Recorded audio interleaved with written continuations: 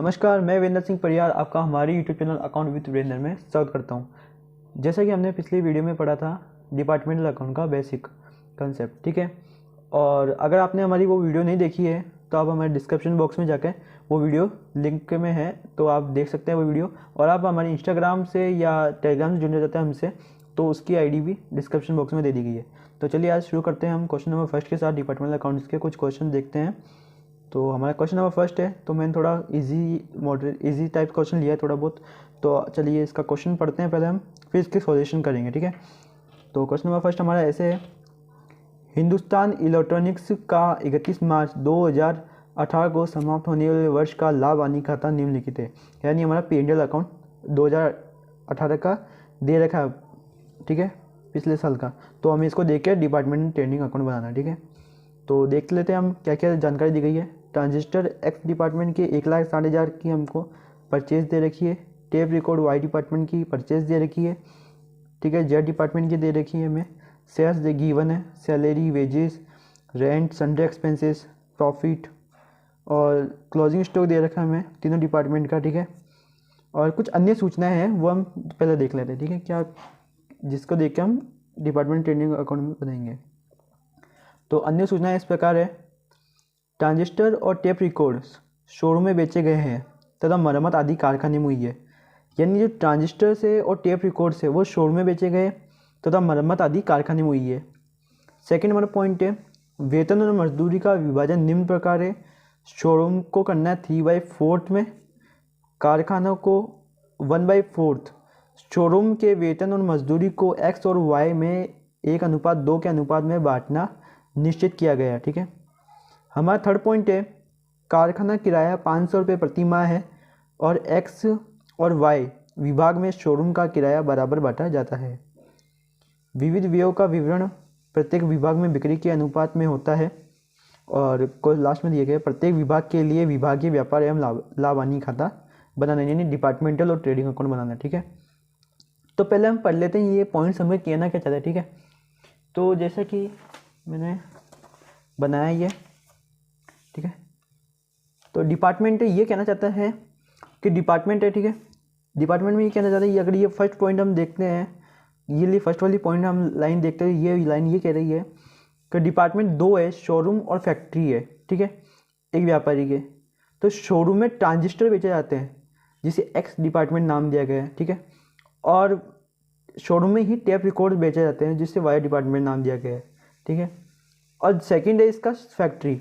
तो फैक्ट्री में होता है रिपेयरिंग का काम, ठीक है। तो इसे वाई जेड डिपार्टमेंट दिया गया है, ठीक है। ये अगर हम देखेंगे तो अगर डिपार्टमेंटल जो अकाउंट बनाएंगे तो उसमें हम डिपार्टमेंट लिखेंगे XYZ, ठीक है। तो अगर जेड आता है फैक्ट्री के अंतर्गत, ठीक है। तो शुरू करते हैं हम क्वेश्चन नंबर, सॉल्यूशन स्टार्ट करते हैं। तो मैंने ये डिपार्टमेंटल ट्रेडिंग अकाउंट पहले से बना लिया है, ठीक है। तो अब हम क्वेश्चन के साथ पढ़ते जाएंगे और इनको समझते जाएंगे, ठीक है, जिससे हमारे टाइम की बचत होगी, ठीक है।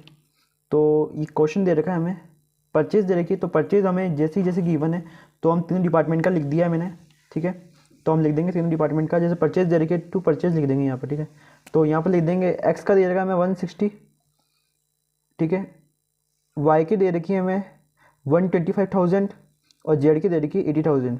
तो ठीक है, हम इस पर टिक कर देते हैं। तो हमने यानी तीनों परचेस कर लिए, ठीक है।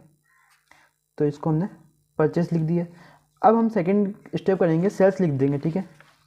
तो हमें सेल्स लिखनी है, तो ठीक है, बाय सेल्स लिखेंगे। तो एक्स, वाई और जेड तीनों की गिवन है हमें। तो वाई की एक्स की 175,000, वाई की 140,000 और जेड की हमें दे रखी 35,000, ठीक है। फिर हम सेकंड पॉइंट हम करेंगे, तो जैसे कि डिपार्टमेंटल ट्रेडिंग अकाउंट बना रहे, तो जैसे कि हम पिछली क्लासेस में देखते थे 11th या 12th में पढ़ते थे, तो ट्रेडिंग और पहले ट्रेडिंग बनता था तो उसमें जो व्यापार से संबंधित खर्चे वो होते थे। तो जैसे ट्रेडिंग में परचेज आ गया, सेल्स आ गए, क्लोजिंग स्टॉक आ गया और वेजेस आ गया, ठीक है। तो उसी प्रकार जीपी वगैरह, तो हम भी इसमें भी ट्रेडिंग में P&L अकाउंट में भी ऐसे ही करेंगे। पहले हम जीपी का काम करेंगे, फिर बाकी जो P&L के खर्चे हैं उसको बाद में लेंगे, ठीक है। तो पहले क्लोजिंग स्टॉक देख लेते हैं। क्लोजिंग स्टॉक भी हमें गिवन है 31 मार्च का। तो एक्स का दे रखा है, वाई का दे रखा है, जेड का तीनों दे रखा है। 60,100, 20,300 और 44,600, ठीक है।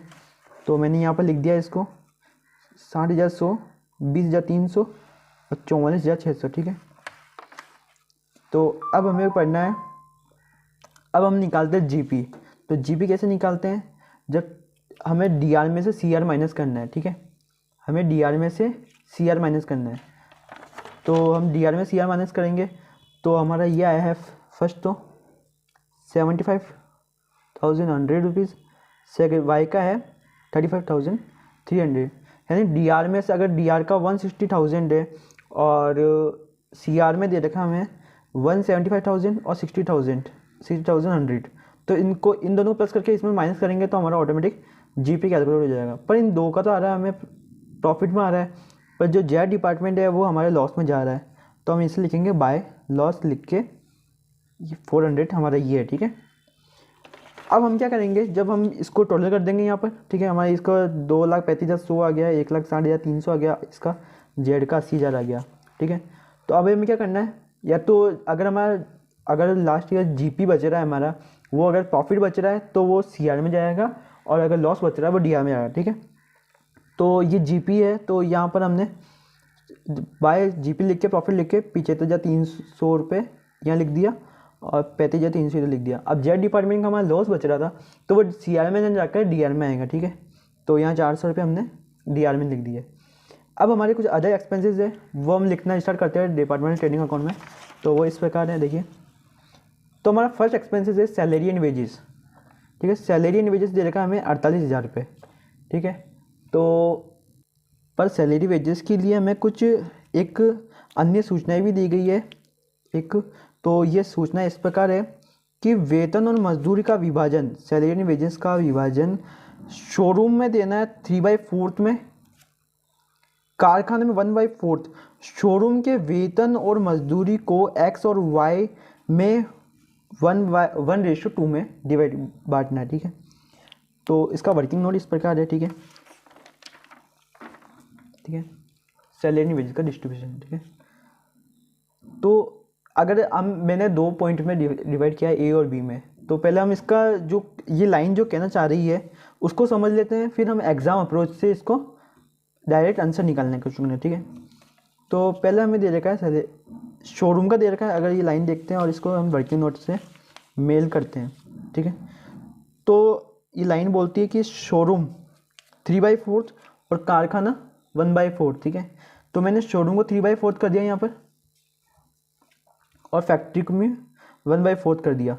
यानी कहना चाहती है कि ये लाइन कह जाती है कि टोटल हमारी ये जो सैलरी, ये टोटल सैलरी है 4th। अगर रेशो के हिसाब से देखें तो ये सैलरी टोटल 4th है। ठीक है, इसमें शोरूम की हमारी है 3 और फैक्ट्री की है 1। ठीक है, तो इसे हमने कर दिया 3/1 रेशो में। ठीक है, ये लाइन ये कहना चाहती है टोटल हमारी सैलरी थी 48,000 रुपये। ठीक है, सैलरी टोटल 48,000 है, तो इन तीनों का एक्स वाई 48,000 को एक्स वाई और जेड में बांटना। ठीक है, बस हमको ये लाइन दे दी गई है। फिर क्या करा हमने जो 3 और 1 रेशो बचा है, तो 48,000 आया, 48,000 है, तो इसको डिवाइड किया 12,000। ठीक है, ठीक है, 3 और 1 रेशो में बांटना है इसको, यानी शोरूम लेगा 3 और फैक्ट्री लेगी 1। ठीक है, तो इसके दोनों की पाती, इन दोनों के जो बात आएगी पाती, तो वह आएगी 36,000 और 12,000।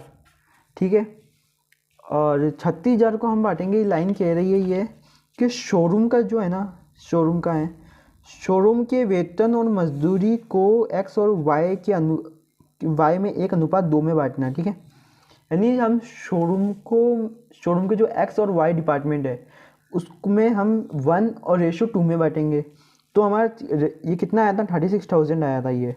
तो इस 36,000 को हम बांटेंगे 1 और 2 में। ये मैंने अलग कर दिया, पर ये 1 और 2। ठीक है, तो ये 12,000 ये लेगा और 24,000 ये लेगा, तो तीनों बराबर हो गए 12, 24 और 12,000। ठीक है, अब हम एग्ज़ाम अप्रोच पे आते हैं। ये तो आ गया, हमें लाइन को समझने के लिए ये कुछ किया, लेकिन हमको एग्ज़ाम अप्रोच में इतना कुछ नहीं करना है। ठीक है, तो ऐसा है कि 48,000 हमें दे रखा था सैलरी एंड वेजेस, तो ये 48,000 लिया। या तो 3/4 इसका अलग कर दो, या 1/4 इसका अलग कर दो। ठीक है, तो मैंने 1/4 कारखाने को दे दिया कि कि तू अलग कर ले, ठीक है। तो मैंने 1/4 इसका निकाला तो मेरा आया 12,000, ठीक है। तो मैंने ये जेड डिपार्टमेंट का ये अलग कर दिया, ठीक है। अब बचा हमने 40,000 में से 12,000 माइनस किया, ठीक है। तो ये बचा हमें 36,000, ठीक है।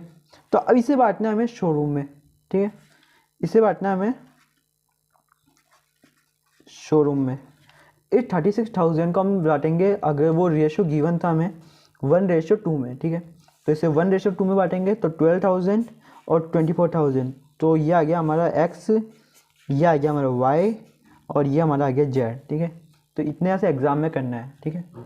तो इसको मैंने लिख दिया यहाँ पर, टू सैलरी एंड वेजेस लिख के ये लिख दिया मैंने 12,000, ये 24,000 और ये 12,000, ठीक है।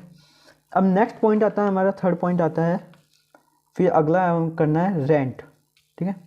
अब रेंट को लिखना है, रेंट का दे रखा 10,800, ठीक है। अब इसके लिए क्या सूचना है तो वो हम पढ़ लेते हैं, ठीक है। हमें कारखाने की सूचना दी गई है, कारखाना का किराया 500 रुपये प्रति माह है और एक्स और वाई विभाग में शोरूम का किराया बराबर बांटा जाता है, ठीक है। यानी ये लाइन कह रही है कि ना जो कारखाना फैक्ट्री है, जो फैक्ट्री हमने देखा था कि जेड डिपार्टमेंट है, देखा था हमने, जो ये जेड डिपार्टमेंट है, जेड डिपार्टमेंट है ये, तो ये लेगा 500 रुपये प्रति माह, यानी 500 रुपये को प्रति माह लेगा ये। तो प्रति माह हमारे एक साल में 12 महीने होते हैं, ठीक है। एक साल में 12 महीने होते हैं, ठीक है। तो ये फैक्ट्री का मैंने दे दिया है 500 रुपये के हिसाब से 6,000, ठीक है। ये हो गया हमारा 6,000 रुपये। अब हमें बचता है, टोटल हमारा अमाउंट था 10,800, 10,800 था, ठीक है। 10,800 में से 6,000 जेड डिपार्टमेंट को दे दिया, तो हमारे पास रिमेनिंग बचा है 48,000 रुपये, सॉरी 4,800 रुपये। तब इस 4800 को हम जब एक्स और वाई डिपार्टमेंट शोरूम के एक्स और वाई डिपार्टमेंट बचेंगे तो उसकी लाइन की गई है कि जब 500 रुपये प्रति माह उसको देने के बाद जो रिमेनिंग बचेगा उसे हम एक्स और वाई डिपार्टमेंट में शेष में बराबर बांट देंगे। तो हमारे पास 4800 बचा था, तो मैंने एक्स को मैं दे दिया 2400 और वाई में बांट दिया 2400, ठीक है। तो इस प्रकार रेंट का भी केस सॉल्व हो गया। तो रेंट को भी हमने लिख दिया 2400 और 6,000, ठीक है। अब हमारे पास अदर एक्सपेंसेस कौन सा है, ये नेक्स्ट एक्सपेंसेस लास्ट एक्सपेंसेस है हमारे पास, वो है हमारे पास 11,000 का है संडे एक्सपेंसेस। तो संडे एक्सपेंसेस के लिए हमें कुछ, अगर इसको किस में अलग बांटेंगे हम तीनों एक्स और वाई जेड में, तो इसके लिए एक लाइन दी गई है नीचे, 4th पॉइंट दी गई है, विविध व्यय मतलब अदर एक्सपेंसेस का वितरण प्रत्येक विभाग में बिक्री के अनुपात में करना है, ठीक है। ये मेन पॉइंट है कि बिक्री के अनुपात करनी है, सेल्स रेशो में करना है, ठीक है, यानी सेल्स रेशो में करना है, ठीक है। तो सेल्स रेशो में करना है तो हमें सेल्स रेशो, तो हम सेंट्रल एक्सपेंसेस को इस प्रकार बांटेंगे कि ये दे रखा है, मैंने वर्किंग नोट में दे रखा है कि ये संडे एक्सपेंसेस है, ठीक है। तो टोटल हमारा था संडे एक्सपेंसेस 11,000 रुपये, तो हमें एक्स और वाई जेड में तीनों बांटना है। तो हमें सेल्स रेशो में बांटना है, तो सेल्स हमारी दी गई 175,000, 140,000 और तीनों की गिवन है हम पे, ठीक है।